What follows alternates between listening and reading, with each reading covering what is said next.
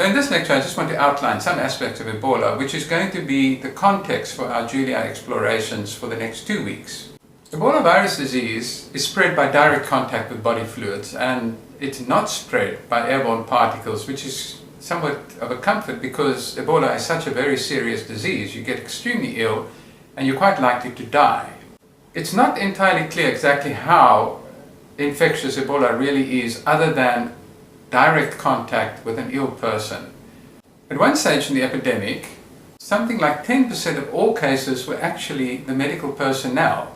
So the family are not that likely to get ill if they don't have direct contact with a person, that is direct physical contact, touching them, touching their clothes, touching things that they've been touching.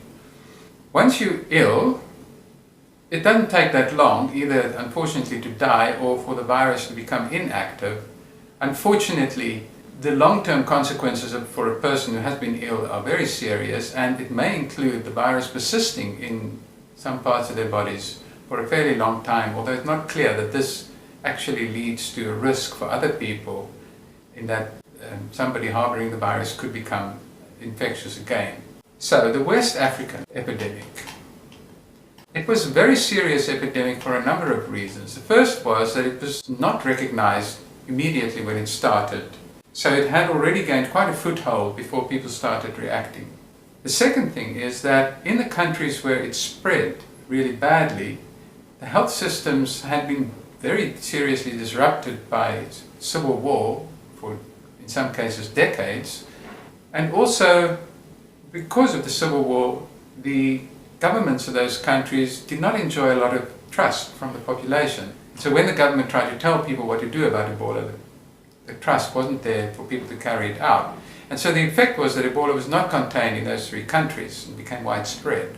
One might say that, oh, this is a failure on the part of the world not to contain the Ebola, but on the other hand, you might say that the fact that Ebola was eventually contained, especially through the efforts of Doctors Without Borders and the World Health Organization, together with the local health authorities, is a real feather in the cap for humankind. Now, in 2016, there have been very few, and in most weeks, no new cases. The international emergency is now over, but in those countries, the health systems remain very alert for possible flare-ups that might happen again. So, what does this have to do with writing Julia code? And the answer is that we can use Julia to explore the Ebola epidemic. And this process of exploring will illustrate many of the features of the language that one wants a beginner to learn.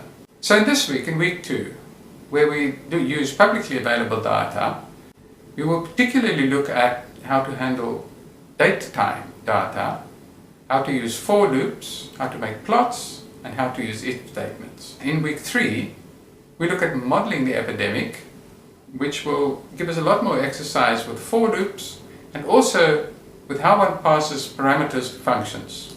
And we will look at a particular scientific issue, which is fitting curve to data. I want to caution you against thinking that the model really is how the epidemic spread. The point of a model is to do something simple, something that we can understand completely and can guide our actions. The model is far too simple to say that this is what reality really is. Enormous aspects of reality are completely left out of the model.